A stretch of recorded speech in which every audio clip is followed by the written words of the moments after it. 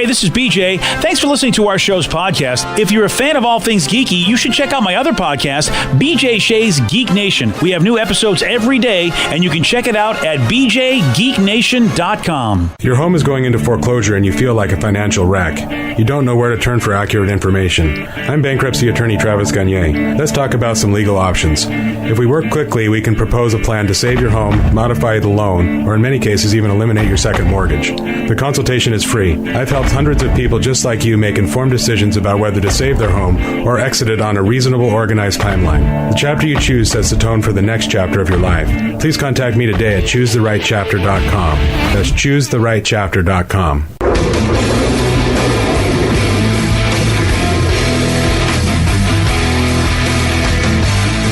99.9 KISW, the Rock of Seattle. Well, Steve the Rev can feel better about himself because he is not the only person to fail at Wheel of More Fortune. I'd like to buy an O. Thanks. Oh, here we go. Yeah. Jeez. I always love when Wheel of Fortune is in the news so we can talk about the Rev's failure. Oh, man, I was just looking back on that, and yeah, great. You're on the Wheel of Fortune, man. How many people can say they did that? And that's an experience that I'll have with me the entire life that I have. Did you do so badly, though, that you never got to solve a puzzle? I solved exactly one puzzle. Oh, okay. It was the last puzzle, and it was Electric Razor, which is a little ironic there. Yeah. And I got to call Z, which was fun. And plus, I mean, when you look back on a bucket list of life, at least you can say you're not bankrupt when it comes to your bucket list. Oh, yeah, just 3 times over. Thanks there, Steve. Yeah. That's right, he hit bankrupt 3 times. 3 times. I'd like to buy an O. What did you lose, like $1 million and a big trip and everything? A trip, $1 million, a $6,000 shopping spree that my wife really would have loved because she told me. Yeah. So it all went great. Yeah, it's fantastic. Well, let's judge. At least Rev did solve a puzzle. A woman wanted to solve the puzzle. Only 2 letters missing. Category was fun and games. And the board read doing headstands and handstands. The only 2 missing letters were the H in both the headstands and the handstands. Dude, I saw this. This woman is stupid. I don't mean to be rude, but she's stupid. I don't know how else to describe her other than stupid. And you're comparing. We got him in the next room, and still. Oh no, she's more stupid than the Rev. Wow. Pat, I'm ready to solve. Well, then do it. Doing headstands and doing headstands. Oh my God. Okay, I'm sorry. Yeah. Doing headstands and bandstands. Yeah, that is not right. Oof. Yeah. Even Pat's like, come on, lady. She had a brain fart at the exact worst moment you could possibly do that. In all fairness, you're absolutely right. That sucks, that's man. Horrible. I honestly, I don't know if I would have got that right either. You wouldn't have? I mean, I would like to think I would have, but like you guys said, man, the nerves, the brain Stress. farting. Yeah. And I didn't see her, so you saw her, and you definitely feel like any moron should have got it. Well, I could have got it, so yeah. Okay, fair enough. You know what, dude, with the lights there, the pressure, Vanna staring at you, Pat staring at you. It can get to you, man. Yeah. I can only imagine. I don't even know what that stress would be like. And Rev, you do. Yeah. As much as we give you a hard time, I don't even know what that would feel like to be on television playing the game that you love and then just having that moment of, oh, crap. Well, that happened after Phil, who I'll never forget his name because he made off with over $50,000 in cash and prizes. Your money. Yeah, he was destroying it. And by the 3rd round, when they kind of just sit you off in the back and I'm just trying to collect my thoughts. I'm like, come on, man, just get it together. Just get one puzzle. One puzzle. Yeah. So at least I got one puzzle. Yeah, you get that one puzzle. That's strong. God, I wonder how much. Yeah, boy, it's tough when you actually Rev couldn't do anything about the bankrupts. I mean, that just rolls, and that sucks. You could put more oomph into the roll. Yeah, but I guess he could have done It's that. a 2,000-pound wheel. You can't oomph it that much.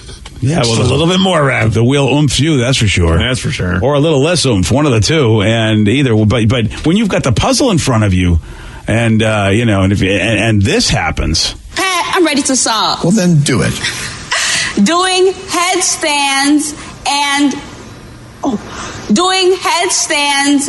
Oh my God. Okay, I'm sorry. Yeah. Doing headstands and bandstands. No, that is not right. Again, the category was fun and games. Yeah. Well, Bandstand. If you remember American Bandstand, that was a lot of fun. Oh my gosh. Yeah, there you go. And Bandstands, isn't that where they are? Old timey fun back in the, You would know better than anyone. Yeah. We used to have old timey fun back in my day on the Bandstand. That could be your new job. You could be at the side of the stage whenever anyone fails at Wheel of Fortune. You can console them and give them a reason why they were such a failure. Thank you.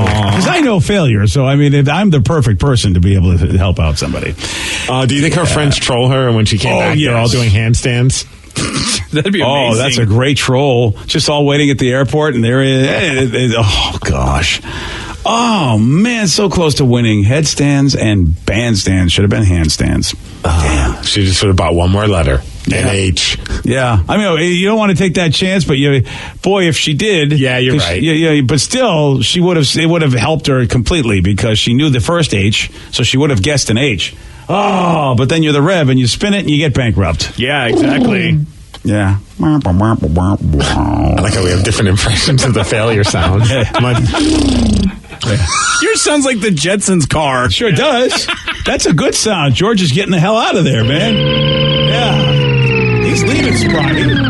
He's leaving, Mr. Spacely. I mean, that's a good day. That's a good one, too. Wow. That's the one. There we go. That's it. BJ and Migs, mornings on The Rock, 99.9 KISW.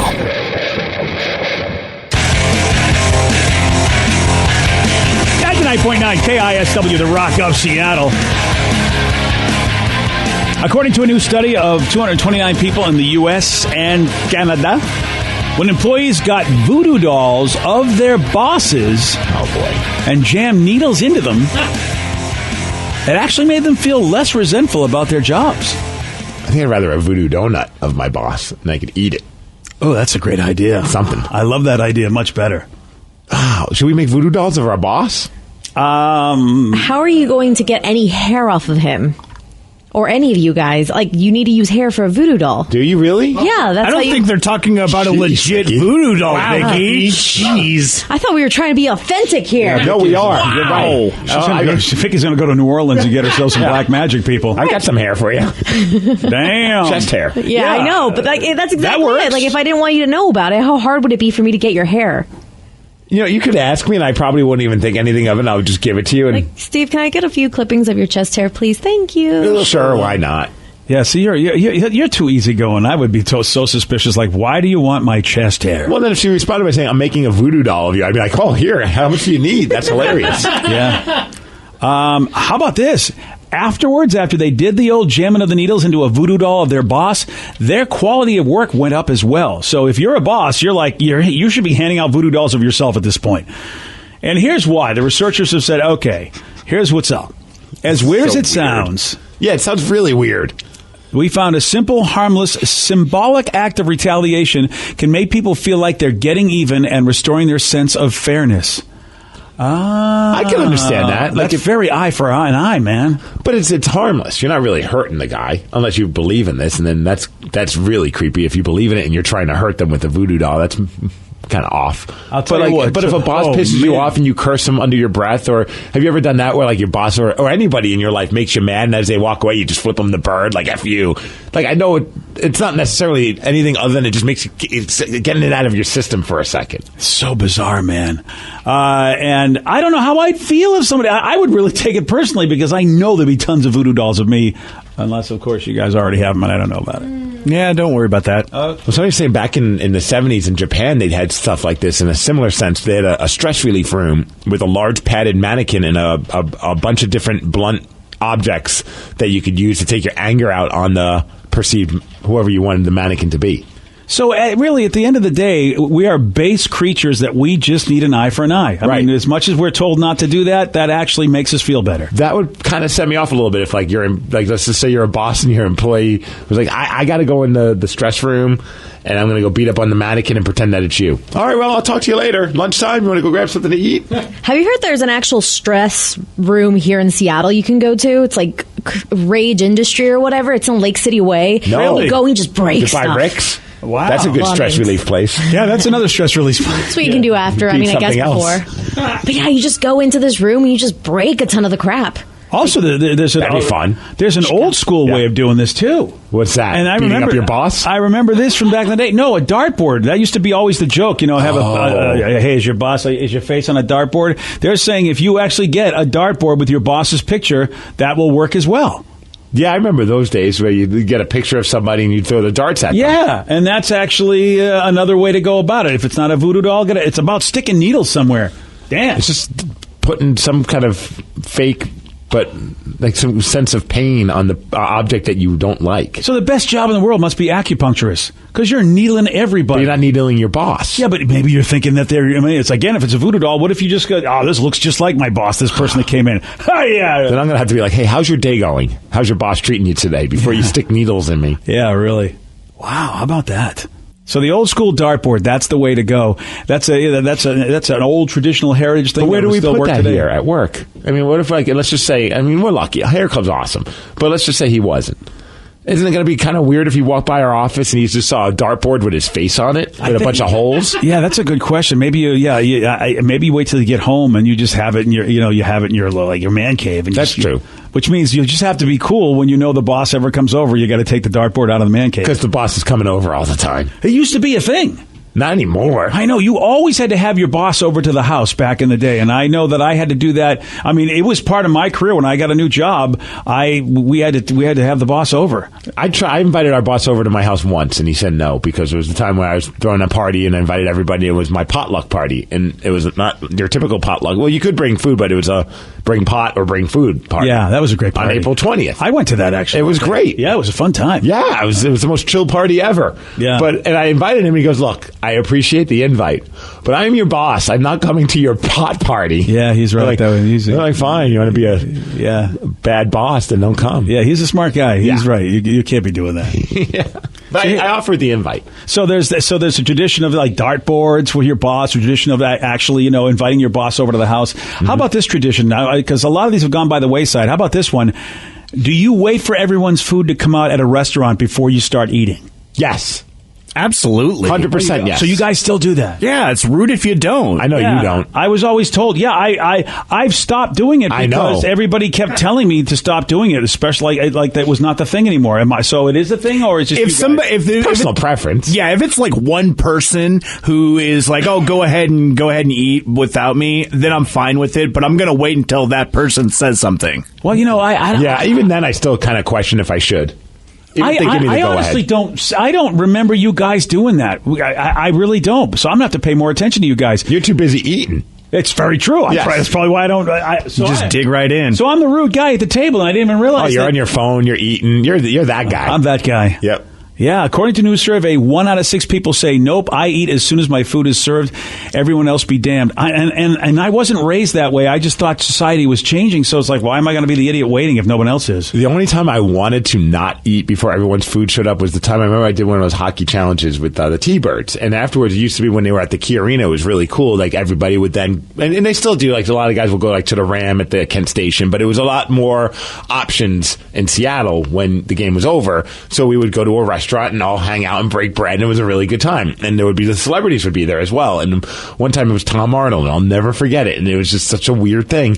We're all sitting at the table waiting for the food, and my food showed up, and a guy leaned in and goes, hey man, don't eat your food yet. And I wasn't planning on it, but I was like, well, why? He goes, we have to wait until Tom eats first.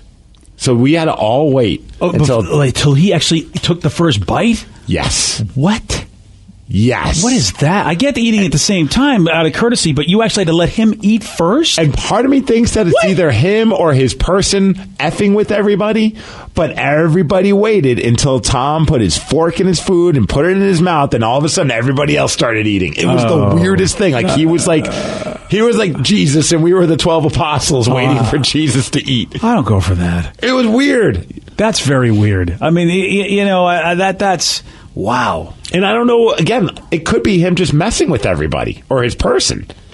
Even still, it makes you look like a jackass. Of course, we have a great story to tell. Yeah. Maybe that's because Tom Arnold wants everyone to tell a story about him, and that's why he stays in the public eye. But I mean, I spent the whole time because I was hungry, so I'm just staring at him. I'm like, stop talking and take a bite of your food, Tom. Oh, I hadn't even thought about that. If he's regaling somebody with one of his stories, and you're like, dude, well, all of our food's here. Let's figure this out. Oh yeah, he was sharing stories. He was great. He was super nice and everything. Like except the eating thing. Except for, I'm like, hey man, take a break in your story and just take one bite. I would have Larry David that moment. I wouldn't care. You, of course. I would have Larry Davided that moment, no doubt about it. But yeah, I'll always wait for everyone's food to show up before I start eating.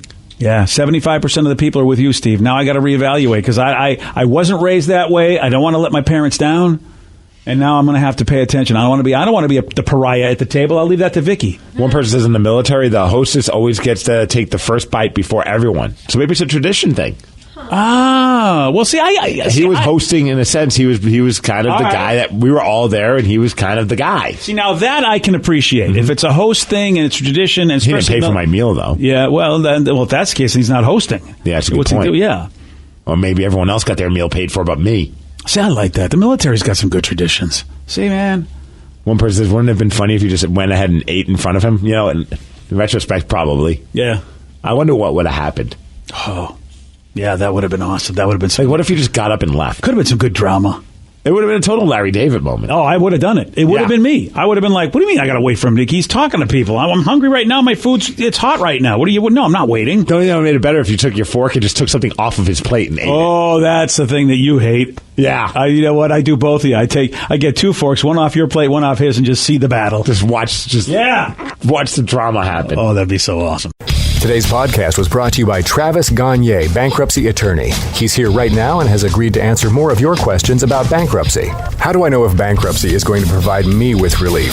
What are the steps for my situation?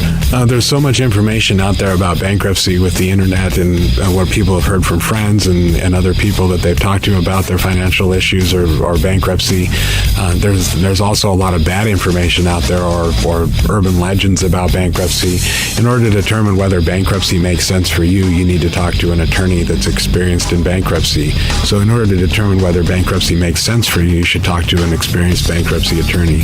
And my job is not to convince you to file bankruptcy. My job is to help you to make that decision and have all the facts so that you can make an informed decision about whether bankruptcy makes sense for you, what benefits it's going to have for you, and what the downside of filing bankruptcy is. Thanks, Travis. If you have more questions about bankruptcy, you can reach out to Travis anytime at ChooseTheRightChapter.com.